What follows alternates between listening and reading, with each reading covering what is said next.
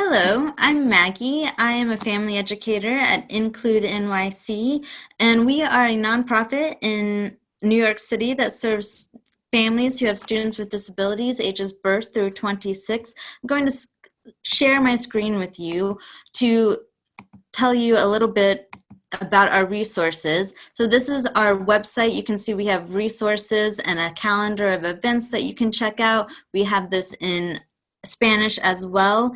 And then I want to share with you our free online helpline. You can call this number if you have concerns about special education or finding resources in the community, and we can connect you with those resources and help you learn information about whatever next moves you need to take.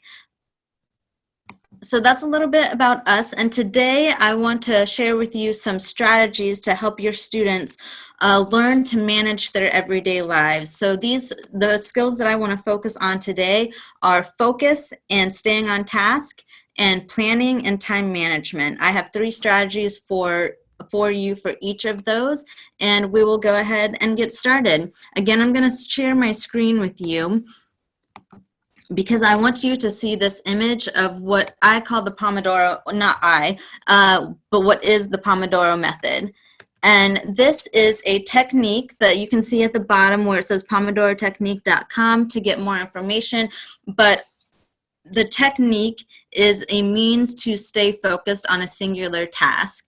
The idea is that you choose one single task to work on, set the timer for 25 minutes, and only work on that task. So you set your phone aside, you close out all of the tabs that don't relate to the work that you're doing, and you only work on that singular task. When the timer goes off, you set another timer for 5 minutes, and you walk away from the task. You take a break. You go get some tea. You step outside to get some fresh air. You do a couple stretches. You check your text messages. And then you set another timer for 25 minutes. And the cycle and that's what's called the second Pomodoro. And the beauty of this technique is that it can be adjusted for your own purpose. And so I'm going to share with you the way I use it. So I always write my tasks. So this was prepping for this video. And then I use 30 minutes and 7 minutes for 30 minutes of work time, 7 minutes of break. And then I do 3 Pomodoros. After my third 30 minutes, I have a 15-minute break. And this is called a Pomodoro cycle. Other examples for a student might be if the student is young or has some struggles of focusing, then work for 10 minutes and take a 3-minute break. 10 minutes, 3 minutes, 10 minutes, and after that third 10 minutes, you can take an extended 15-minute break. It could be less time than that. It could be more time than that. It could even be based on an assignment rather than time length. So this is an entire worksheet for a young learner, but perhaps it's overwhelming for this particular learner. And so you can chunk it into parts and say, okay, the first Pomodoro, and you don't have to use that word with them, but is A through F. And then you take a 5-minute break. And then the second Pomodoro, this is G through M, and then you take a 5-minute break. And checking these things off, again, makes the student feel accomplished and helps them differentiate between this is work time and this is break time, and helps them learn the value of both. So if this is something that works for your child, breaking down a task like this and writing it down, breaking down a task by assignment rather than time, bring this up to your IEP team. Include this in the IEP as strategies and accommodations that your student requires to be successful. These are all things that can be discussed and are strategies that we can use with our students. The second thing I want to talk to you about, the second strategy for focusing, is checklists.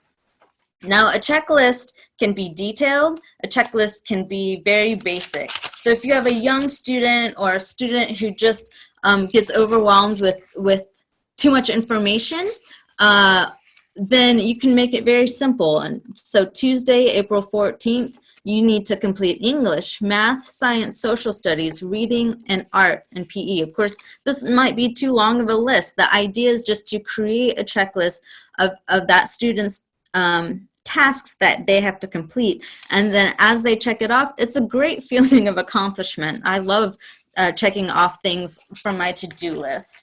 Another example might be a more detailed checklist. If it's an older student who has individual tasks for a particular assignment, like a science project, then the assignment or the task for that day might be determine the hypothesis.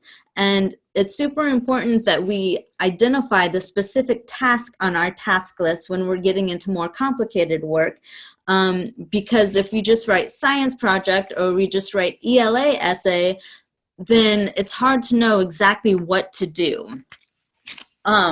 So checklists, the Pomodoro method, and the third thing that I want to talk about is your physical space where you work. Everything on my desk right now has only to do with the task of this video. And I know in New York City, no one has a lot of space, right? So a lot of our spaces are used for multiple purposes. So if you are cooking on the kitchen table, but that's also where your student does their homework, then make sure one option would be to kind of divide the table, and the space directly in front of the table where the child is sitting only has his math book, his notebook, his pencil, and his calculator. And so that area right in front of him only has math work, and that keeps distractions away. And then you add the Pomodoro method to it, and it's even more helpful because you're only looking at tasks that you need to finish right now, that one task, and you know that you're focusing on it for a certain amount of time before you get to take a break. So those three things in terms of focusing and staying on task, that Pomodoro method, the checklists, and the physical space, all super important to staying focused on a singular task, and all things that you can do to help to individualize. You can use these strategies to individualize the strategies to your students' needs. That's the great thing about these strategies. We do what works for our students. And I'm going to switch gears a little bit, even though all of these things are related to time management and planning. So as students get older, then their assignments often get more complicated. But also, this first strategy that I'm going to talk to you about is chunking. And that's what we did here with this. We chunked the assignment into 4 parts. And that's for a very young student. I'm going to talk to you about a more complicated example for an ELA essay. If you're writing an essay for your writing class, let's say that it's due on April 27th, and today is April 8th. And so I have about 18 days or so to complete this essay. Well, there are a lot of individual tasks that have to be completed to write an essay. You have to have a thesis. There are a lot of different things that a student has to do. So we want to break that down into manageable parts. So when I was thinking about it, and this is crinkled because I was doing different drafts of the dates that I wanted to complete everything. But I decided that I wanted my first draft to be completed on the 20th so that I would have time to get feedback from my teacher and a peer review so that I could revise on the 24th, 25th, and 26th, remembering that this assignment is due on April 27th. So from there, I determined, okay, so what individual things do I need to complete and when should I do them? So I spaced it out to make the tasks manageable, and so that I'm not getting to the night before the assignment is due and having to write an entire essay at once. So on the 10th, I'm writing my thesis. On the 12th, I'm writing 3 supporting details. All the way, every individual task is written out and where I should put them. I'm sorry, and when I should complete them. And then knowing exactly what the assignments are, how are we going to keep track of all of my assignments? Because this is just ELA. So the third thing that I want to talk about is a calendar or an agenda, so that you can see the big picture of all of the tasks that you have to complete. So I have ELA assignment is due here on April 27th, and this is just 2018. It's an old calendar, so it's not correct. And then my thesis is here. My supporting details are here on this date, but I also have other subjects, and I color code it. So my science project is due on April 18th, and I have tasks that have to be completed for it as well, because oftentimes these can overlap, so it's nice to have color coding here. I always used green growing up for science. I'm not sure why. But these things, oftentimes calendars like this, banks will give them away for free as advertisements, and you can use iCal or Google Calendar. You can use a piece of paper and just mark it up to look like a calendar. With things like this is just a piece of paper that from a pad of paper that I got at a hotel. These things do not need to be fancy in any way, shape, or form. They just need to be effective, and they need to work for your student. The last thing, so we talked about chunking, and we talked about creating a calendar or an agenda to keep track of our work. The last thing I want to talk about is a daily routine schedule. So every student has a daily routine, and it's great to keep it consistent so that a student knows what to expect. And here again, these are things that you can bring up to the IEP team meeting. So my student really benefits from knowing what's coming up next. So you can talk about posting a routine to his desk. And so this is for a young student or a student that prefers visuals. So 9 a.m., this is just me writing, this is my artwork, and I am not an artist, right? So this is just me. I understand this means math. This is music. This is my snack for pretzels.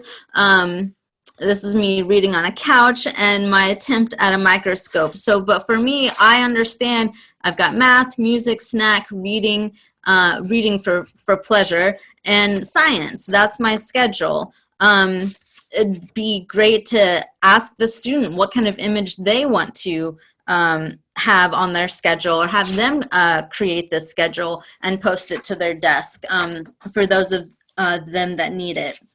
Another example could be for an older student, an after-school schedule. So post it on the refrigerator. If they go straight to the refrigerator for a snack after school, then post it on the refrigerator. So 4 p.m. snack, then homework, 6 p.m. dinner, finish up homework, so that if a student needs structure in the evening to make sure he accomplishes all of his work, then that is there for him right when he gets home, the first thing that he sees.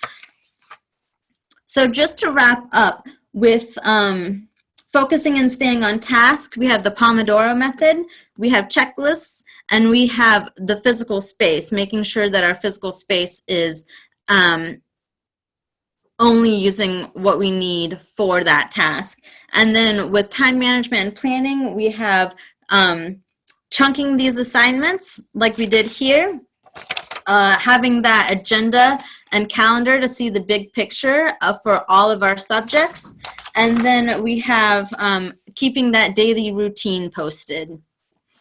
Thank you so much for joining us today. I just want to reiterate that these strategies can be utilized in the IEP. They can be